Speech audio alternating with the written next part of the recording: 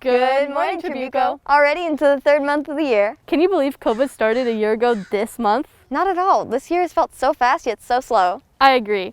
Anyways, on the show we have more fun games with AJ, A beautiful look at LA with Sean, and much, much more. I'm Layah Salazar. and I'm Celia Benedetto, and this is your Mustang Morning News.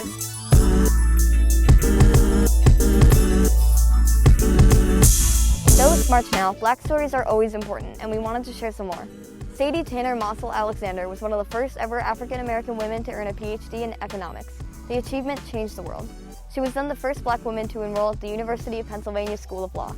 She graduated with honors and a PhD in 1927 and continued her amazing journey. She worked on cases in the Orphans Court, advocated against racial discrimination, and was elected into the Phi Beta Kappa. She practiced law until her retirement in 1982.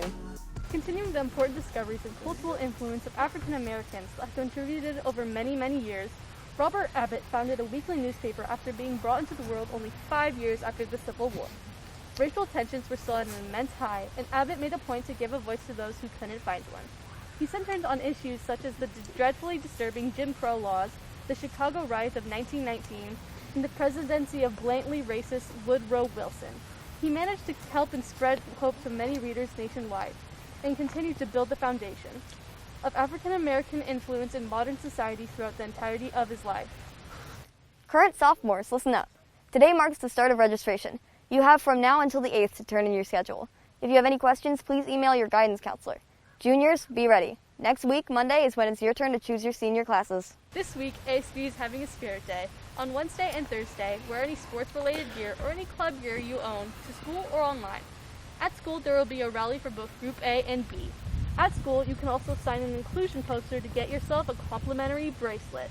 Lastly, on Friday, we want you to unplug a little bit from technology.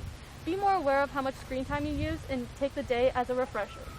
In world news, WandaVision is the biggest TV hit since The Office, Stranger Things, or even The Walking Dead to flood the scene.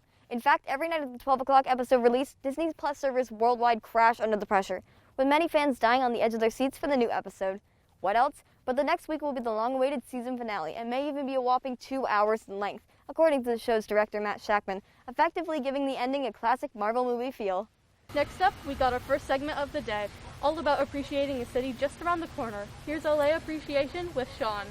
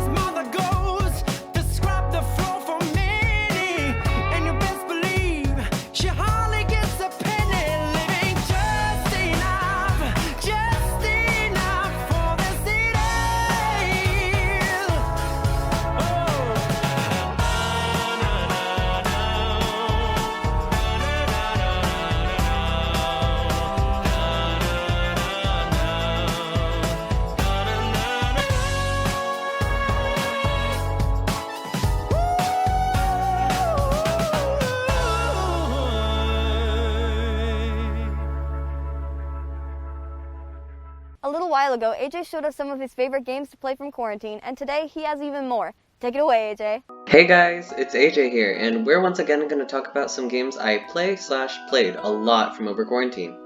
Hopefully you guys will get some good recommendations between this vid and the last one. Without further ado, here are 3 video game recommendations from quarantine.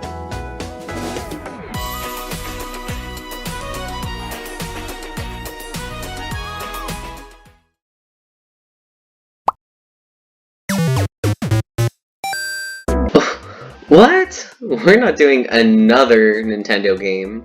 I have no idea what you're talking about. But, yeah, first on our list is Miitopia.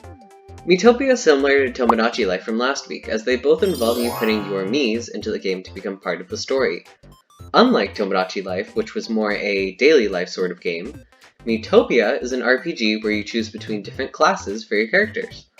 Perhaps you want to be a mage, or maybe a pop star, or a cat? Anyways, this game has an incredible amount of interactivity, and it's one of my top games.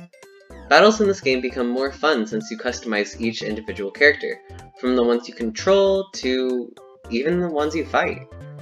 Overall, I highly recommend this game, without a doubt.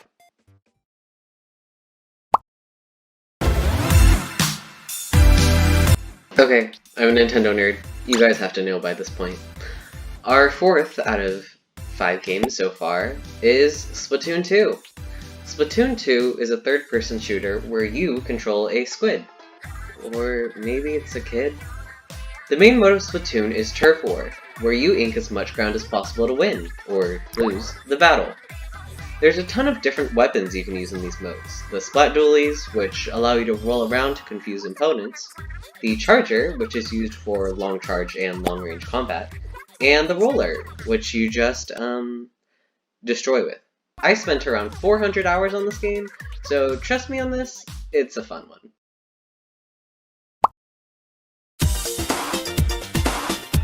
Shantae is a platformer where you control a half genie, as the title implies, as you progress through a world of many mysteries and blobfish.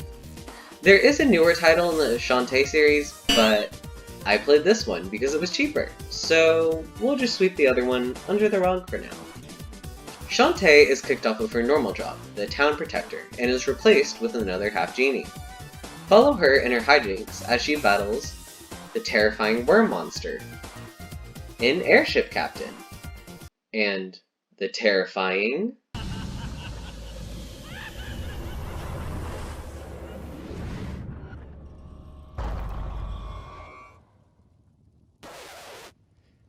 Squid Baron! This game is less casual than most I mentioned, so this is a good one for experienced platformers. Overall, this game was a very fun experience, even though I suck at platformers. Thanks, AJ. Next up, here's your sports with our very own Dylan Luden. What's up, Tribuco? I'm Dylan Luden, and this is your instant update. Golfer Tiger Woods was involved in a solo car crash in Los Angeles County Tuesday morning. The jaws of life were used to get Woods out of the car so he could be rushed to the nearest hospital. Woods went into emergency surgery to repair injuries in both of his legs. Woods is now recovering in the Harbor UCLA Medical Center in Los Angeles. The NBA All-Star Game reserves have been released. The All-Stars from the East include James Harden, Ben Simmons, Jason Tatum, Nikola Vucevic, Zach LaVine, Julius Randle, and Jaylen Brown. The All-Stars from the West include Chris Paul, Anthony Davis, Paul George, Damian Lillard, Rudy Gobert, Donovan Mitchell, and Zion Williamson. Zion Williamson also becomes the 4th youngest player to play in an All-Star game. Devin Booker and Domantas Sabonis have been named to the All-Star game to replace the injured Anthony Davis and Kevin Durant as well. The NHL took advantage of the time we are currently in and hosted an outdoor game at Lake Tahoe between the Colorado Avalanche and the Vegas Golden Knights. The ice was set up right over the lake for a picture-perfect view for photographers. However, the game didn't go as planned due to the sun melting some of the ice and causing dangerous playing conditions. The game originally started at 12 p.m. and it was delayed until 9 p.m. The Avalanche defeated the Golden Knights by a score of 3-2. Rangers forward Artemi Panarin has taken a leave of absence from the team after a report came from Russia that he assaulted an 18-year-old girl in 2011. However, this story is most certainly a hit piece from the Russian government since Panarin has publicly opposed current President Vladimir Putin. The Rangers organization and the league have backed Panarin as he will now try to get the rest of his family out of Russia. In soccer news, the U.S. women's national team crushed Argentina 6-0 to take home their 4th She Believes Cup title and their 2nd consecutive title as well. Alex Morgan scored her 108th goal to take 5th place on the USWNT all-time top goal scorers list, passing Michelle Akers. Christian Press also has entered the top 10, scoring her 60th goal. Also, Bayern Munich striker Robert Lewandowski has scored his 72nd Champions League goal to pass Raul for 3rd place. He is currently behind, you guessed it, Lionel Messi and Cristiano Ronaldo. Also, EDM duo Daft Punk have officially broken up, releasing an 8-minute video on their YouTube page announcing their split on Monday. They were together for an outstanding 28 years, forming in 1993 out of Paris. Daft Punk have been regarded as one of the best groups ever, creating a whole new wave of EDM music. Daft Punk's best year came in 2013 when they swept the Grammys, winning Best Album of the Year and Best Song of the Year with Random Access Memories and Get Lucky with Pharrell Williams. They also created the iconic Tron Legacy soundtrack in 2010. Daft Punk will forever be missed, and they certainly hold a place in so many people's hearts. That's it for me, guys. Have a great rest of your day. Thank you, Dylan. As February comes to an end, we thought we should recognize the important contribution made to our nation's life and culture by Black citizens. As the 13th month mark just passed, we wanted to talk about LA's favorite basketball player, Kobe Bryant. Although he was born in Philly, he went on to help lead the Lakers to 5 championships. Drafted right out of high school at the age of 17, Bryant won 5 titles as one of the marquee players in the Los Angeles Lakers franchise. In addition to his professional accomplishments, he was a member of the gold medal-winning U.S. men's basketball teams at the 2008 Beijing Olympic Games and the 2012 London Olympic Games. In 2015, Bryant wrote the poem Dear Basketball, which served as the basis for a short film of the same name that he narrated. The work won an Academy Award for Best Animated Short Film. A vocal advocate for the homeless, the Bryant family started a family foundation aimed to reduce the number of homeless in Los Angeles. He did his best to teach people to power through hardships in life, make do with what they have, even if it's simple. That's why he's more than just a basketball player. That's all we have for you, Mustangs. We've covered a lot in this show, and we hope you caught it all. Stay tuned until next week for a very special show. Hint, hint. And remember to stay safe and healthy. And until next time, happy birthday and go blue!